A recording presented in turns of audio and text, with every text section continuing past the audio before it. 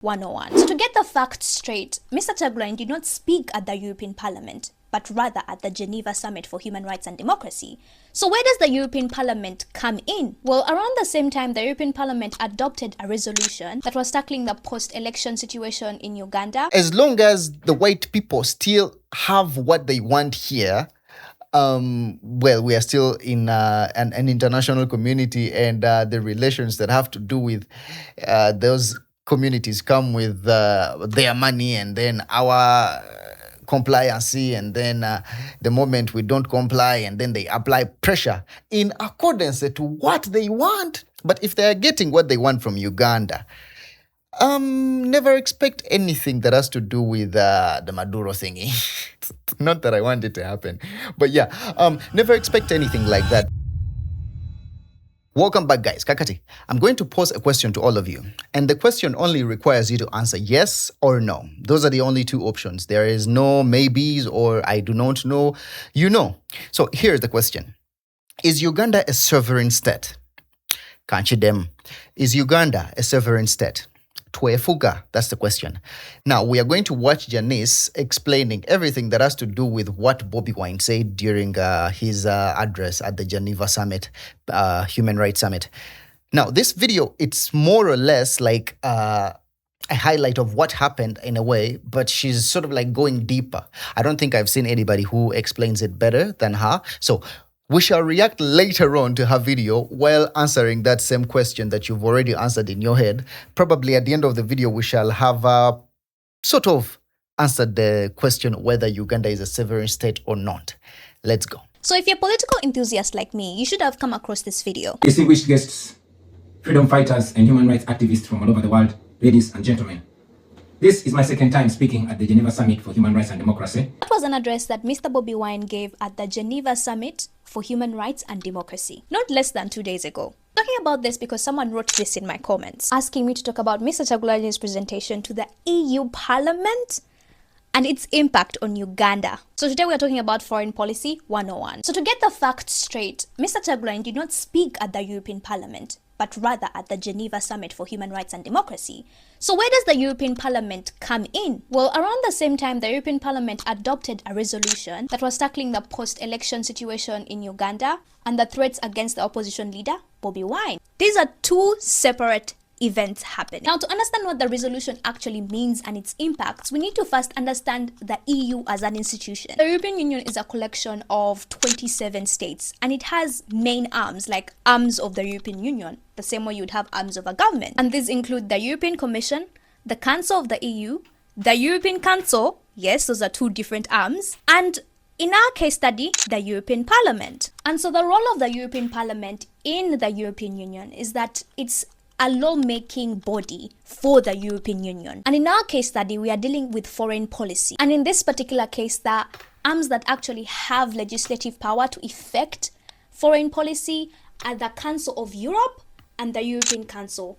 Yes, they are two different bodies, named almost the same exact thing. And the Parliament does not have that legislative power. So then one might ask, what substantive value does the resolution by the European Parliament actually have? Well, the resolution is not necessarily law, and so it does not automatically change EU foreign policy overnight. It is just simply a political position, the way you would say, I stand with this belief and not that belief. In this case, they were arguing for the end of arbitrary detentions in Uganda, repression, and calling for reforms in Uganda's electoral system in general. And most importantly, it could ask the EU and its member states to review cooperation and assistance to Uganda. So they could consider targeted sanctions and various accountability measures. But again, things like targeted sanctions, diplomatic action, require decisions by the Council and are affected by the European Commission. So the Parliament simply brings the issue forward, but does not necessarily command the executive machinery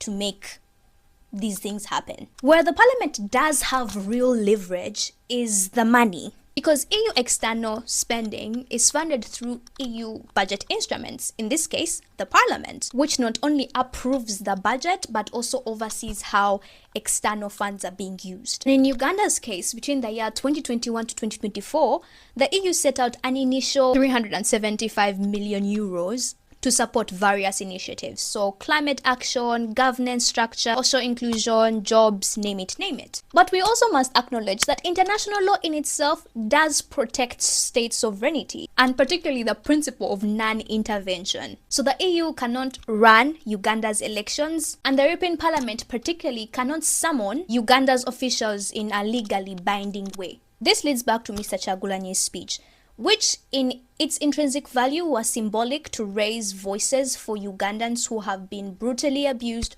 or wrongfully detained throughout the election. But on a substantive value, the European Parliament's resolution could lead one thing to another, or it could not, depending on how the diplomatic relations between Uganda and the EU are conducted moving forward. So foreign policy is more than just political statements. It has a lot to do with legal competences, institutions, budgets, and understanding whose decision actually matters. Okay, she's a very smart girl. So, is Uganda a sovereign state?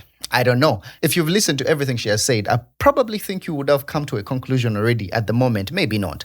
If you've not come to a conclusion, let us dive right into it. So, if you're a father and you have a home, I love analogies. If you're a father and you have a home, maybe let me say you service your home expenditure 80%, and there is somebody who pulls up at 20%. Does that person have a say in the way you run your home? Probably yes, because the 20% is very important.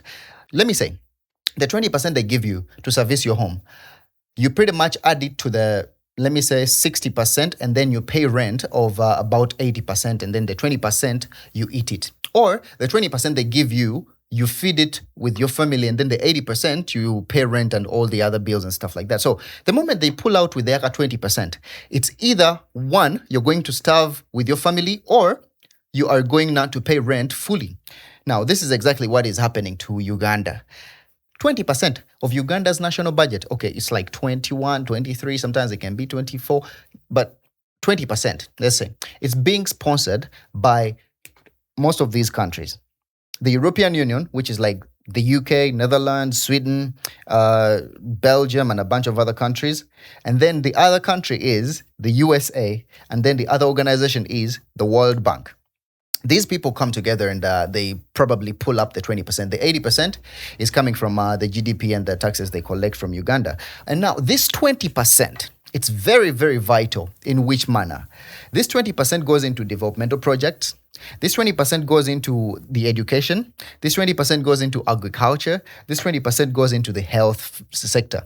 Now, all of these sectors are very important to the government. That the moment they pull out the 20%, the health sector is going to go down, the agriculture is going to go down, the education is going to go down, and all the developmental projects like roads and stuff like that. You know, we have the most expensive road in the world. The entire express highway. I'm kidding. Maybe it's not. I don't know. You guys go and find out. So, if they pull out like a 20%, as a sovereign state, we are going to suffer. So that means we kind of have to lick boots in a way. You understand? We kind of have to listen to what they say. So if they say that they are going to, if they say that Uganda needs to adhere to human rights and all of the things that have to do with not torturing people or not abducting people, sometimes we shall listen. But sometimes we might not, because, I mean, we've seen Mr. Seven go like, these white people, they just come here, they enter our home, they tell us how we should eat our food. The reason why they tell us how we should eat our food is because they kind of buy the food a wee bit. Also, going back to this thing. Now, can these guys interfere with our politics? Like Janice explained here. Can they interfere with our politics? Maybe, just a little bit. How? By maybe putting sanctions on different things that come to Uganda or people or stuff like that. Those are the only pressures they can create. Most of these pressures we've seen that they've put on Uganda, they come as diplomatic pressures in a way that they put travel bans on some Ugandan elites and stuff like that. They cannot travel here, they cannot travel there. Those are some of the things that they can do. When you saw Bobi Wine talk, it's more or less like he was saying that the European community or the Western community or the international community has kind of given up on the Ugandans. That's what he was saying. So, at the end of the day, I don't think a Ugandan should ever expect a Maduro thingy that they did in Venezuela to happen in Uganda. Why? Because Uganda has its sovereignty, at least. It could not be 100%, but there is a sovereignty for us to choose whoever we want to lead us, like you saw in the last electoral process.